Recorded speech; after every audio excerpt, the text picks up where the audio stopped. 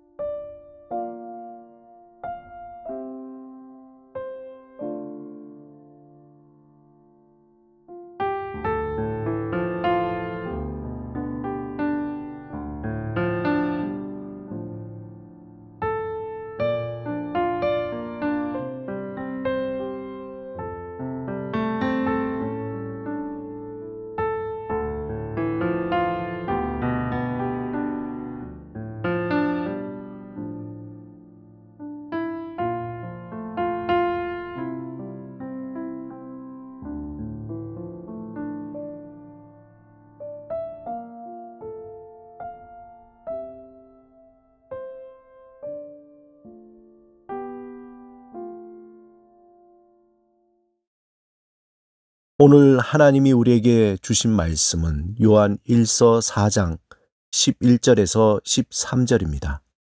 함께 말씀을 읽고 우리에게 들려주시는 하나님의 음성을 듣겠습니다. 사랑하는 자들아, 하나님이 이같이 우리를 사랑하셨은즉 우리도 서로 사랑하는 것이 마땅하도다. 어느 때나 하나님을 본 사람이 없으되 만일 우리가 서로 사랑하면 하나님이 우리 안에 거하시고 그의 사랑이 우리 안에 온전히 이루어지느니라. 그의 성령을 우리에게 주심으로 우리가 그 안에 거하고 그가 우리 안에 거하시는 줄을 아느니라. 흔히 친구들끼리 만나면 누구는 성격이 참 좋아. 또 지난번에 만난 그 친구는 성격이 왜 그러니? 저 아이는 성격 때문에 친구가 없나 보다 등 성격과 관련된 말을 많이 하게 됩니다. 또한 부모님들을 만나면 똑같이 내가 낳았는데 어쩌면 형제간에도 그리 성격이 다르죠 라는 말을 합니다. 활동적이다, 사려 깊다, 성실하다, 온화하다, 다정다감하다, 신중하다 등 무엇인가 긍정적인 성격을 사람들은 선호합니다. 또 그렇게 되기를 바랍니다. 반대로 오만하다, 건방지다, 경솔하다, 교활하다, 급하다, 게으르다, 이기적이다 등 부정적인 성격에 대해서 매우 경계하거나 그것을 거부합니다. 친구관계나 이성관계 그리고 부부관계 등 많은 관계에서 서로 성격이 맞지 않아서라는 말을 하며 서로 갈등을 겪거나 심한 경우에는 관계가 단절되고 심지어는 이별의 씁쓸함을 맛보기도 합니다. 신앙생활을 시작하는 부부를 신방할 때 자주 듣는 말이 있습니다. 우리 남편이 예수 잘 믿어서 성격이 좀 변했으면 좋겠어요. 남편의 급한 성격이나 갑자기 버럭 화를 낸다던가 자기하고 잘 맞지 않는 성격에 함께 사는 것이 너무 힘들다고 고백을 합니다.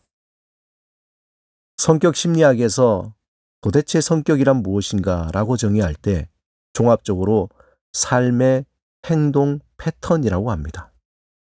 말하자면 사람이 인생을 살면서 외부 상황에 대응하는 태도라고 할 수 있습니다.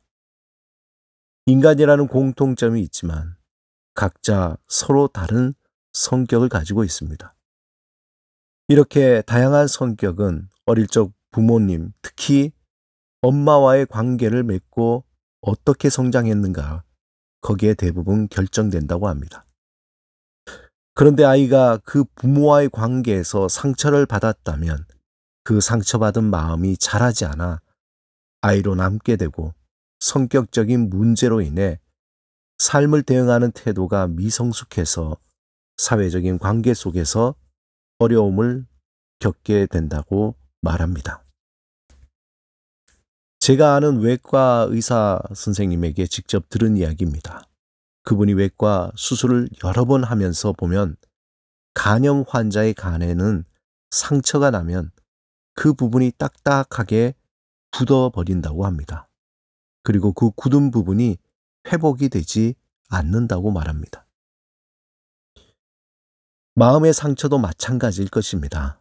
어릴 적 관계 속에서 마음의 상처를 받게 되는데 그 상처가 보듬어지고 회복되어야 하는데 그렇지 못하면 딱딱하게 굳어져 우리의 성격 형성에 걸림돌이 될 수 있다는 겁니다. 여러분의 생각은 어떻습니까? 믿음 생활을 하면서 성격이 좀 더 변화되기를 기대하고 있지 않습니까? 이 신앙이라는 것은 좀 더 다르게 표현하면 우리 삶의 토양과 같습니다. 오늘 본문 13절에 보면 그의 성령을 우리에게 주심으로 우리가 그 안에 거하고 그가 우리 안에 거하는 줄을 아느니라. 성령님의 도우심으로 주님의 사랑 안에 거하며 그 사랑이 마치 하늘에서 내리는 비가 땅에 스며들듯이 우리 삶에 스며들어 변화를 일으킵니다. 스며든 사랑은 볼 수 없는 하나님을 볼 수 있게 하며 다른 사람을 사랑하는 힘과 열정을 일으키게 합니다. 우리 안에 스며든 사랑이 짙어지면 짙어질수록 모난 성격은 하나님을 향해 새롭게 변화됩니다. 우리 안에 하나님의 성품인 사랑과 희락과 화평과 오래 참음과 자비와 양성과 충성과 온유와 절제의 열매를 맺게 됩니다. 스며든 사랑이 짙어지면 짙어질수록 다른 사람을 있는 그 모습 그대로 보고 용납할 수 있는 우리 안에 공간이 더욱더 커지게 됩니다.